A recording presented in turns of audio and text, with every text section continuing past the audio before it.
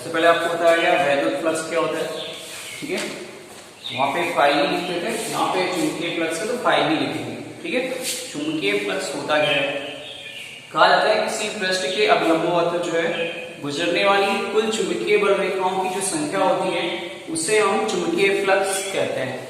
क्या कहते हैं, किसी पृष्ठ के अवलंबवत, ठीक है, गुजरने वाली कुल चुंबकीय बल रेखाओं की संख्या को चुंबकीय फ्लक्स कहते हैं। जैसे आपका ये पेपर है, ठीक है, तो इस पेपर से जितनी भी अवलंबवत यानी इसके अंदर से जितनी भी रेखाएं गुजरेंगी, ठीक है, जितनी भी रेखाएं इसके अंदर से गुजरेंगी उनको हम जो कुल संख्या होगी उनको हम चुंबकीय फ्लक्स कहेंगे। इसे हम फाई बी से लिखते हैं, इसे हम किससे लिखते हैं, फाई बी, और फाई बी बराबर होता है बी ए कॉस थीटा, ठीक है। फाई बी बराबर बी ए कॉस थीटा। अगर आपका जो थीटा है या चुंबकीय बल जो रेखाएं हैं वो अगर थीटा बराबर 0 इसका कोण बना के निकल रही है, थीटा बराबर 0 तो फाई बी बराबर होगा बी ए, ठीक है। फाई बी बराबर क्या होगा, बी ए, यानी किसी भी पृष्ठ के अवलंबवत गुजरने वाली कुल चुंबकीय बल रेखाओं की संख्या को चुंबकीय फ्लक्स कहते हैं। इसका जो मात्रक होता है वो एसआई पद्धति में वेबर होता है,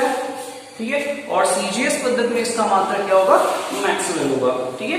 इतनी बात समझ में आई। उसके बाद नेक्स्ट हेडिंग है विद्युत चुंबकीय प्रेरण। ये चैप्टर का नाम भी है, जो लेसन 11th है उसका नाम भी यही है।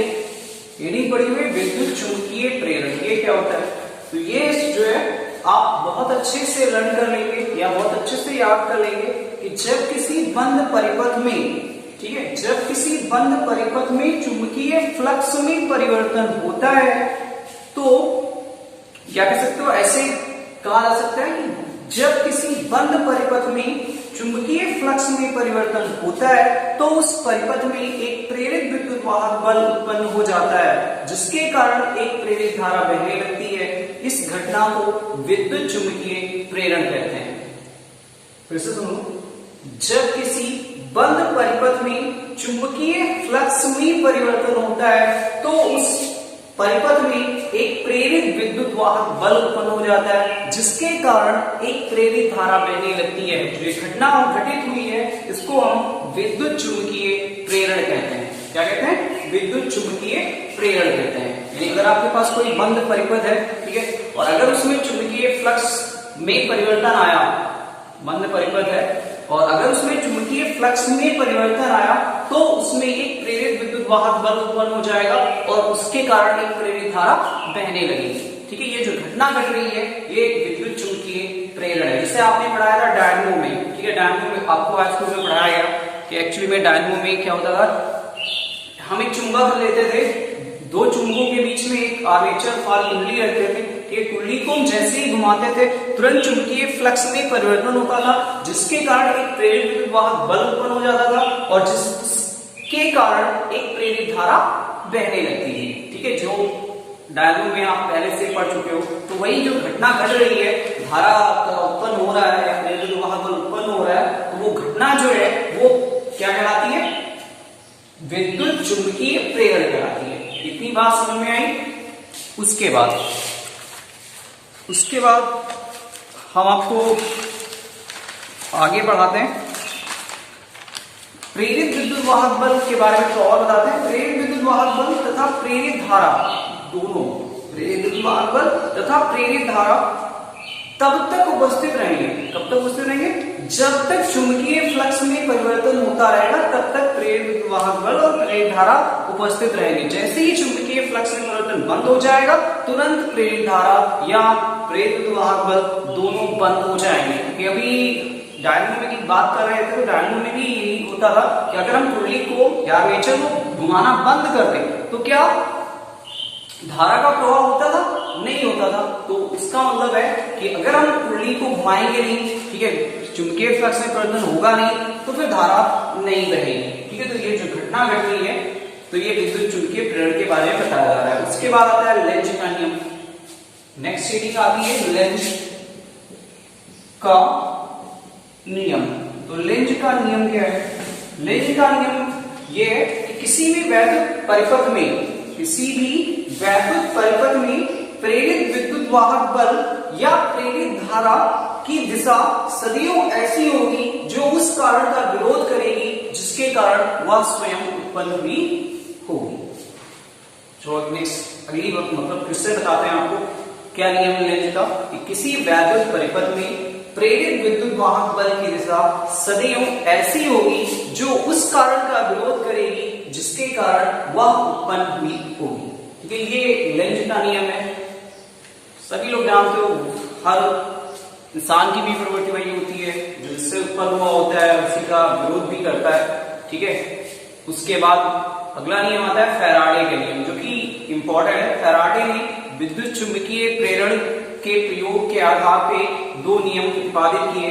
उनका पहला नियम यह था, प्रथम नियम, कि जब किसी वैद्युत परिपथ में बंद चुंबकीय फ्लक्स में परिवर्तन होता है, फिर से वही कहानी बताई जा रही है कि जब किसी वैद्युत परिपथ में बंद चुंबकीय फ्लक्स में परिवर्तन होता है तो उस परिपथ में एक प्रेरित विद्युत वाहक बल उत्पन्न हो जाता है। ठीक है, विद्युत वाहक बल उत्पन्न हो जाता है जिसका परिमाण चुंबकीय फ्लक्स के परिवर्तन की ऋणात्मक दर के बराबर होता है। ध्यान से समझना, प्रथम नियम फैराडे का क्या है, इससे पहले आपको बताया गया विद्युत चुंबकीय प्रेरण कि जब किसी बंद परिपथ में, ठीक है, चुंबकीय फ्लक्स में परिवर्तन होता है तो उसमें एक प्रेरित विद्युत वाहक बल उत्पन्न हो जाता है जिसके कारण एक प्रेरित धारा बहने लगती है। यह घटना विद्युत चुंबकीय प्रेरण कहलाती है। फैराडे के प्रथम नियम के अनुसार अगर बात करें कि जब किसी बंद परिपथ में, ठीक है, जब किसी वैद्युत परिपथ या बंद परिपथ में बद्ध चुंबकीय फ्लक्स में परिवर्तन होता है तो उस परिपथ में एक प्रेरित विद्युत वाहक बल उत्पन्न हो जाएगा। यहां तक तो विद्युत चुंबकीय प्रेरण की बात की जा रही थी। क्या हो, बद्ध चुंबकीय फ्लक्स में परिवर्तन होता है तो उसमें एक प्रेरित विद्युत वाहक बल उत्पन्न हो जाता है। ठीक है, जिसका मान, ठीक है, जिसका मान चुंबकीय फ्लक्स की ऋणात्मक दर के बराबर होता है। इसे हम फैराडे का प्रथम नियम कहते हैं या इसे न्यूमैन का नियम भी कहा जाता है। ठीक है, अब मानते हैं कि डेल्टा टी समयांतराल में किसी बद्ध परिपथ में या बद्ध चुंबकीय फ्लक्स में डेल्टा फाई भी परिवर्तन आता है तो परिपथ में प्रेरित विद्युत वाहक बल कितना होगा, तो E बराबर होगा minus delta phi B upon delta T. ठीक है, डेल्टा फाई बी एकांश जो समय है उसमें चुंबकीय फ्लक्स में परिवर्तन हो रहा है और जो विद्युत वाहक बल है वो उसकी ऋणात्मक दर के बराबर है। ठीक है, तो ये फैराडे का प्रथम नियम है। अगर इसको थोड़ा और आगे बढ़ाएं, मानते हैं कि यदि परिपथ एक कुंडली है जिसके तार में n फेरे हैं तो पूरी कुंडली में विद्युत वाहक बल कितना होगा, तो पूरी कुंडली में विद्युत वाहक बल E इक्वल टू लिखेंगे minus n delta phi B upon delta T. अगर इसको थोड़ा लिमिट के थ्रू लिखे डेल्टा टी टेंड्स टू 0 लिखेंगे। ठीक है, तब E इक्वल टू आएगा minus n D phi B upon, यहाँ फाई बी कर लेना, ठीक है, अपॉन डी टी। ये हो गया प्रेरित विद्युत वाहक बल का फैराडे का प्रथम नियम। उसके बाद आता है द्वितीय नियम की बात करते हैं। द्वितीय नियम फैराडे का ये बताता है किसी भी परिपथ में प्रेरित विद्युत वाहक बल या प्रेरित धारा की दिशा सदैव ऐसी होगी जो उस कारण का विरोध करेगी जिसके कारण वह स्वयं उत्पन्न हुई होगी। ये लेंज का नियम है ना।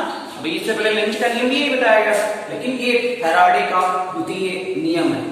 ठीक है, ये फैराडे का द्वितीय नियम है जिसको हम लेंज का नियम भी कह सकते हैं। कि फिर से सुन लीजिए, किसी भी परिपथ में या किसी परिपथ में प्रेरित विद्युत वाहक बल या प्रेरित धारा की दिशा सदैव ऐसी होगी जो उस कारण का विरोध करेगी जिसके कारण वह स्वयं उत्पन्न हुई होगी। ठीक है, तो आप लोग फैराडे के नियम लर्न कर लें। उसके बाद नेक्स्ट शेडिंग आती है एक समान चुंबकीय क्षेत्र में एक समान